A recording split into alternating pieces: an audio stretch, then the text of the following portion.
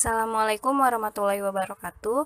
Di video kali ini kita akan mempelajari materi tentang pesawat sederhana.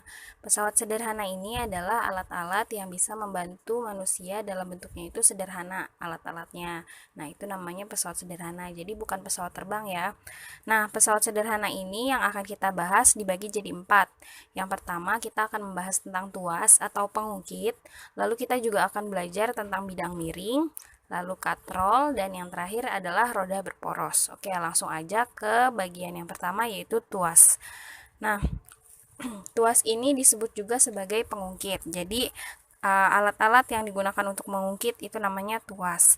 Nah, tuas dibagi jadi 3 jenis berdasarkan letak titik tumpu, titik kuasa, dan juga titik bebannya.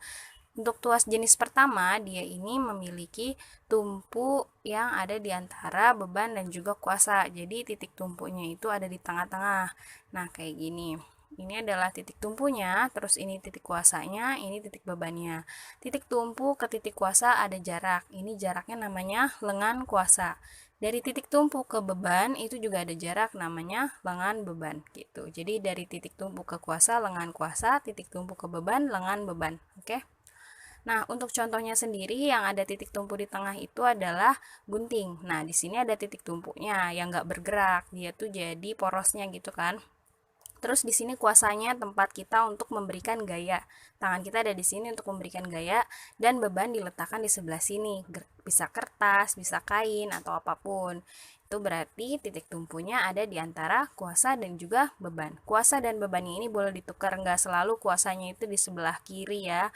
Bisa juga kuasanya di sebelah kanan. Karena kan kalau kita gunting makainya tangan kanan, kuasanya ada di sini kan ya. Gitu. Jadi yang penting titik tumpunya ada di tengah. Itu untuk tuas jenis pertama, titik tumpu di tengah. Lalu tuas jenis kedua, yang di tengah itu adalah titik bebannya. Jadi titik beban ada di antara titik tumpu dan titik kuasa. Nah, di sini. Ini bebannya, ini kuasanya tempat kita memberikan gaya, dan di sini tumpuannya, penumpuknya. Terus untuk contohnya itu ada pembuka tutup kaleng, tutup kaleng. Membuka tutup botol. Nah, di tumpuknya ini kan biasanya ditempelin mana sih? Nah, ini. Ini biasanya ditempelin ke botol. Terus di sini bebannya. Bebannya itu yaitu tutup botolnya gitu. Terus kuasa di sini tangan kita untuk membuka si tutup botol. Begitu. Lalu yang ketiga, tuas jenis ketiga. Kalau tadi di pertama itu titik tumpu di tengah, yang kedua titik beban yang di tengah, berarti yang ketiga pasti titik kuasa yang di tengah gitu. Nah, ini kuasanya berarti gayanya yang ada di tengah. Posisinya seperti ini. Kalau di sini ada beban, di sini titik tumpu, di sini kuasanya gitu. Contohnya adalah strapless atau jetrekan atau apapun, atau pokoknya gitulah yang buat ngejetrek nih. Mau kalian bilang apa namanya? Di sini titik tumpu, di sini beban, ini kuasanya. Jadi kita ngejetreknya di sini, bukan di sini ya. Sebenarnya bisa juga di sini, tapi sebenarnya di sini yang paling benar gitu. Kalaupun di sini juga tetap aja dibilangnya kuasanya di tengah gitu. Jadi kuasanya ada di antara beban dan tumpu. Seperti itu. Untuk persamaan matematisnya di sini beban dikali dengan lengan beban sama dengan F kali LK. F-nya itu gaya. Bisa juga dibikin W per F, jadi F-nya pindah sini, W per F sama dengan LK, LB-nya pindah sini, per LB. Jadi W per F sama dengan LK per LB, sama aja. Tapi persamaannya ini yang paling umumnya, gitu. Terus untuk keuntungan mekanis atau keuntungan mekanik itu adalah keuntungan dari penggunaan pesawat sederhana. Di sini dirumuskan W dibagi F atau, nah kalau tadi kan W dibagi F berarti LK per LB, berarti di sininya LK per LB. Seperti itu. Jadi kalau yang diketahui W sama F terus disuruh cari keuntungan mekanisnya berarti pakai rumus yang ini. Tapi kalau diketahuinya cuma lengan beban dan lengan kuasa berarti pakainya ini gitu. Nah, untuk keterangannya, W itu adalah beban. Jadi berapa berat bebannya? Satuannya Newton. Terus LB ini lengan beban, tadi jarak dari titik tumpu ke beban. Satuannya meter. Terus ada F. F itu gaya kuasa, satuannya Newton. Dan ada LK. lengan kuasa satuannya meter. Untuk informasi, LB sama LK ini boleh satuannya meter, boleh satuannya sentimeter, yang penting mereka berdua sama. Gitu, yang penting mereka berdua sama. Kalau ini sentimeter nggak masalah. Kalau ini desimeter juga nggak masalah. Tapi kalau ini meter, ini sentimeter, berarti harus ada salah satu yang dikonversi gitu. Yang penting mereka berdua tuh harus sama. Seperti itu. Terus KM-nya adalah keuntungan mekanis yang tadi sudah dijelaskan. Nah, untuk keuntungan mekanis ini dibagi jadi 3. Kalau dia nilai keuntungan mekanis dari perhitungan pakai rumus ini tadi, hasilnya sama dengan 1, maka tuasnya itu tidak menguntungkan atau merugikan. Jadi tuasnya netral, tidak memberikan efek, tidak memberikan pengaruh gitu. Terus kalau dia nilainya kurang dari 1, berarti tuasnya ini merugikan. Jadi tidak memberikan keuntungan malah merugikan. Lalu kalau dia keuntungan mekanisnya lebih dari 1, berarti dia menguntungkan. Berarti kalau mau nilai dari situasinya itu menguntungkan kan harus lebih dari 1. Supaya nilainya lebih dari 1, maka W-nya pasti harus lebih besar dari F. Ya kan? Terus LK-nya juga lebih besar dari LB. Biar nilainya lebih dari 1. Seperti itu. Nah, contoh soal. Sebuah balok diangkat dengan sebuah tuas yang mempunyai lengan kuasa 20 cm dan lengan beban 5 cm. Jika gaya yang diperlukan adalah 600 Newton, tentukan berat balok tersebut. Jadi di sini ada soal ini, kita pertama tulis diketahui dulu kan ya.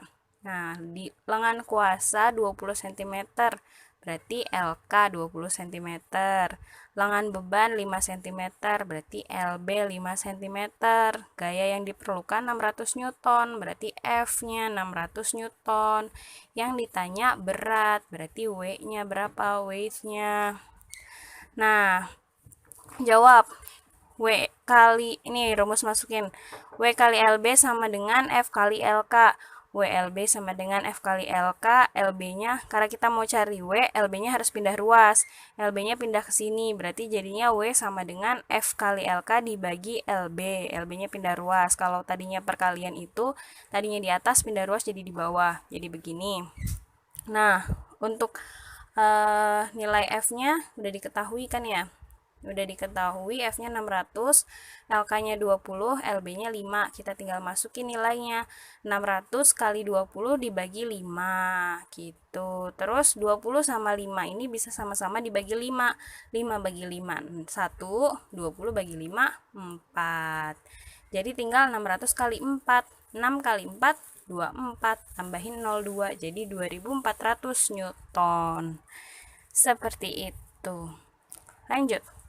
Selanjutnya bidang miring. Nah, bidang miring ini adalah semua pesawat sederhana yang memiliki sisi yang miring. Contohnya itu pada mata pisau yang bagian tajamnya, terus ada juga di tangga dan juga hal-hal lain yang miring gitu.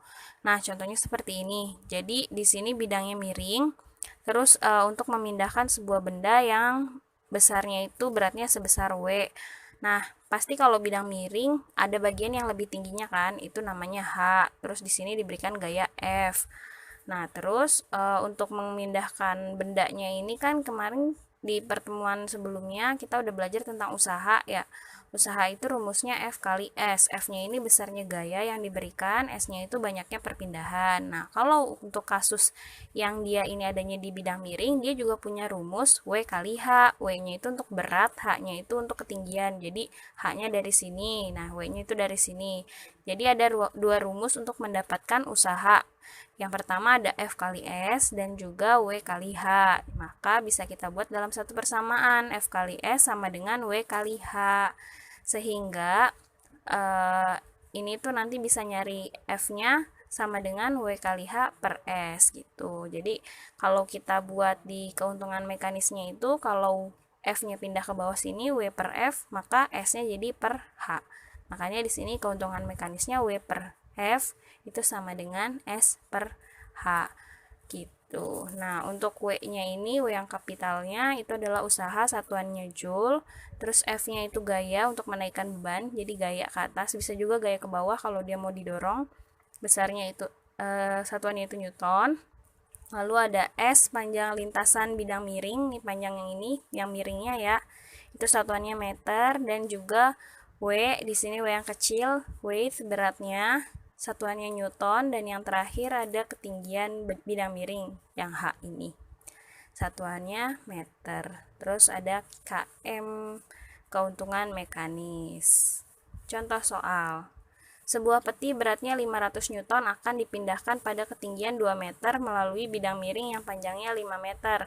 Berapa gaya yang diperlukan untuk memindahkan peti tersebut?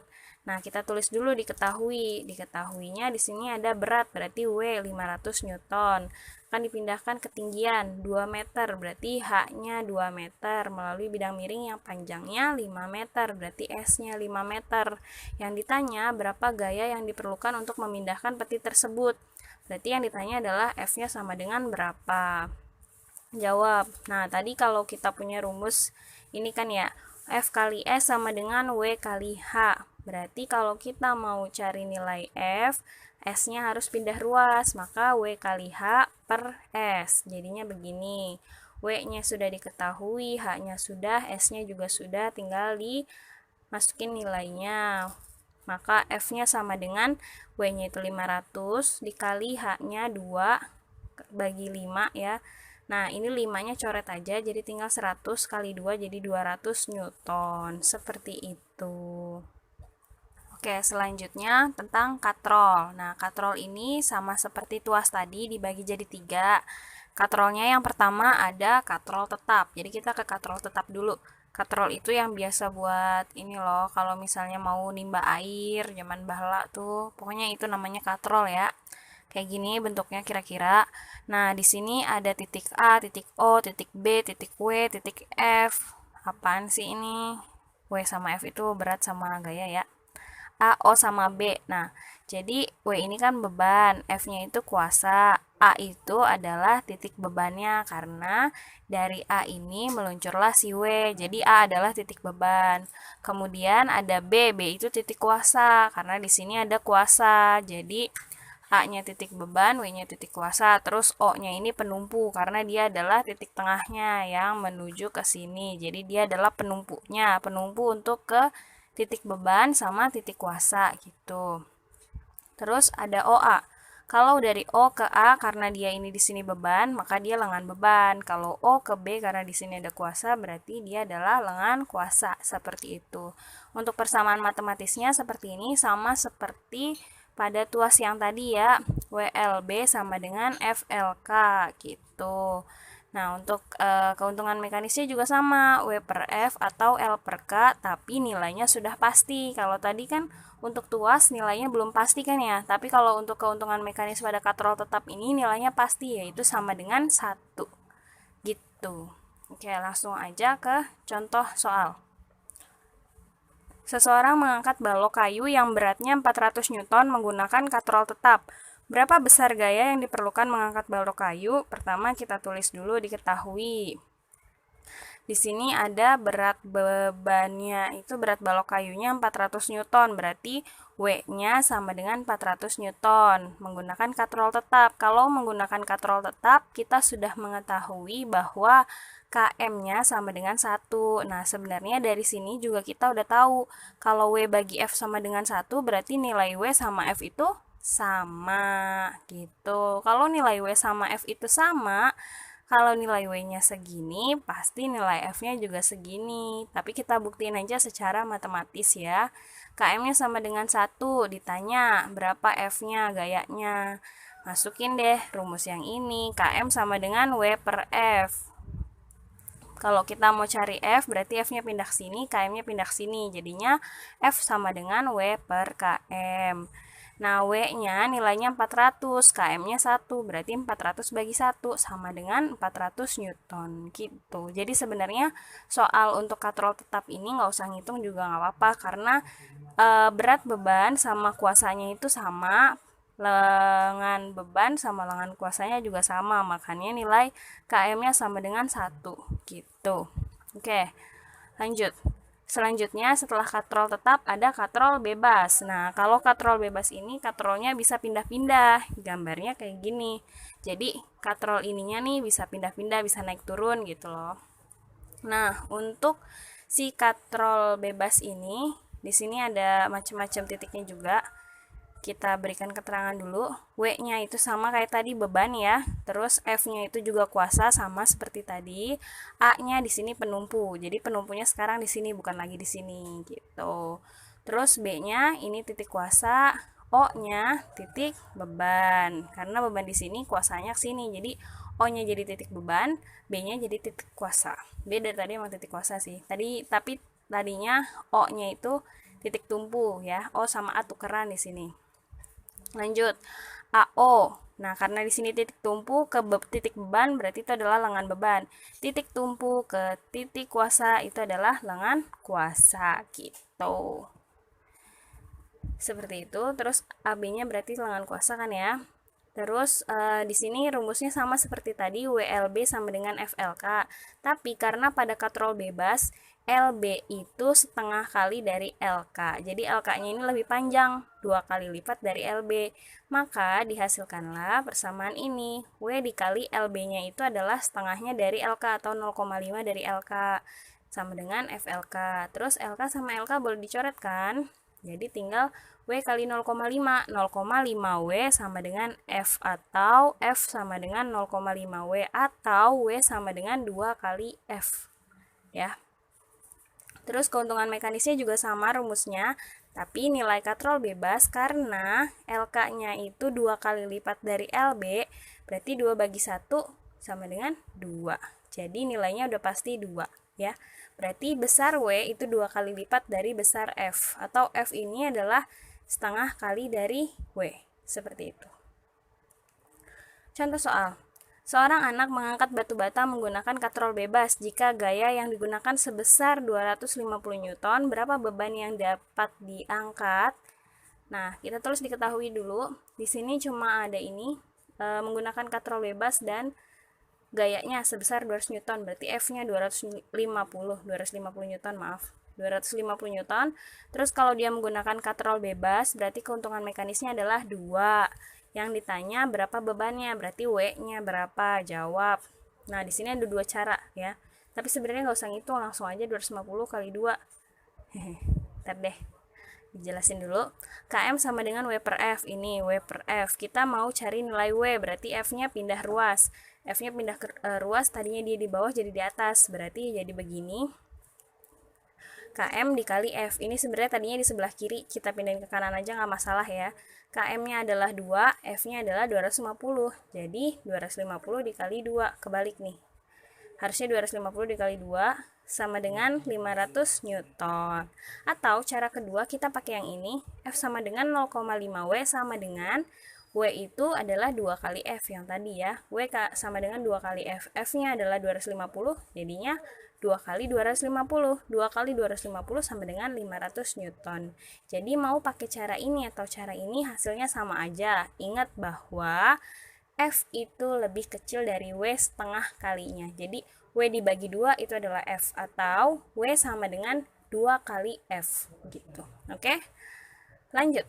Katrol yang terakhir, yaitu katrol berganda. Jadi katrolnya nggak cuma 1. Nah, katrolnya bisa jadi 2, bisa jadi 4, bisa jadi banyak. Nah, ini juga disebut sebagai sistem katrol gitu. Karena katrolnya ada banyak bloknya, seperti itu.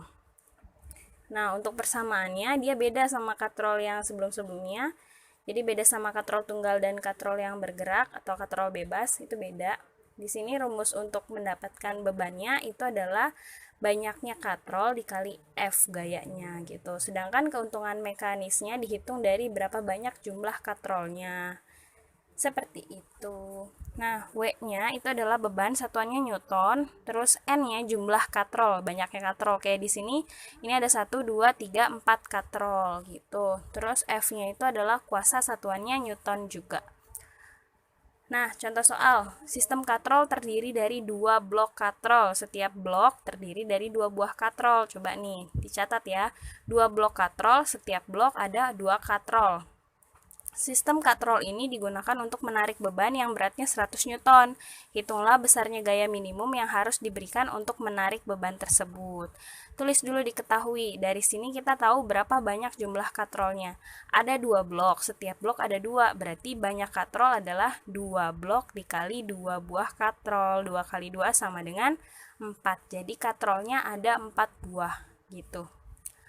Terus digunakan untuk menarik beban yang beratnya 100 Newton. Nah, berarti W-nya 100 Newton. Oh iya, di sini udah ada jumlah katrolnya, berarti ini otomatis keuntungan mekanisnya 4. Karena KM sama dengan N. Yang ditanya, besarnya gaya berarti F-nya berapa? Rumusnya yang tadi W sama dengan N kali F, ya kan? Tinggal kita ubah aja untuk dapetin nilai F, berarti W dibagi N. Jadi F sama dengan W bagi N. W-nya adalah 100, N-nya adalah 4. Jadi F-nya 100 bagi 4. 100 bagi 4 sama dengan 25 Newton. Begitu. Oke, yang terakhir yaitu roda berporos. Nah, roda berporos ini beda sama ban ya. Jadi ini roda-roda, hubungan antara roda-roda. Yang pertama, hubungan roda-roda yang bersinggungan seperti ini. Jadi ini ada 2 buah roda yang dia itu saling menempel jadi bersinggungan. Nah, kalau 2 roda itu bersinggungan, arah geraknya itu berlawanan seperti ini. Nah, dia punya keuntungan mekanis itu jumlah putaran roda yang kecil. Jadi roda yang kecilnya itu dibagi sama roda yang besarnya, itu adalah keuntungan mekanis dari penggunaan roda-roda ini. Jadi semakin besar putaran, semakin banyak putaran roda kecil, maka semakin besar keuntungan mekanisnya. Selanjutnya hubungan roda-roda yang dihubungkan dengan rantai yang kedua nih, yang seperti ini. Nah, ini biasanya ada di sepeda motor, di sepeda. Rantainya kan seperti ini, itu namanya roda gitu. Nah, ini dua-duanya berputar. Kalau roda-roda yang dihubungkan dengan rantai ini arah geraknya sama ya. Jadi sini berputar ke kanan, ini juga ke kanan. Nah, dia punya keuntungan mekanisnya itu sama dengan roda-roda yang bersinggungan. Jadi semakin besar putaran dari roda kecilnya, semakin banyak jumlah putarannya dari roda kecil, maka semakin besar nilai keuntungan mekanisnya. Begitu. Terus yang terakhir, hubungan roda-roda yang seporos. Jadi satu poros. Poros itu yang ini. Jadi ini porosnya di sini, ini porosnya di sini, beda poros. Kalau ini satu poros tapi ada 2 roda. Ya, ini bukan roda terus roda lagi, tapi roda pertama ini ada di luarnya, tapi satu poros, tapi nggak nempel gitu ya. Nah, keuntungan mekanisnya ini dihitung dari jari-jari roda kecil. Jadi jari-jari roda kecil dibagi dengan jari-jari roda yang besar, seperti itu. Karena dia punya satu poros. Kalau misalnya punya 2 poros, berarti rumusnya ini. Tapi kalau satu poros, rumusnya menggunakan jari-jari. Seperti itu. Baiklah, sampai di sini dulu materi kita tentang pesawat sederhana yang membahas tadi udah ada tuas, bidang miring, kemudian katrol, dan juga roda berporos. Tetap semangat belajar, semoga bermanfaat. Wassalamualaikum warahmatullahi wabarakatuh.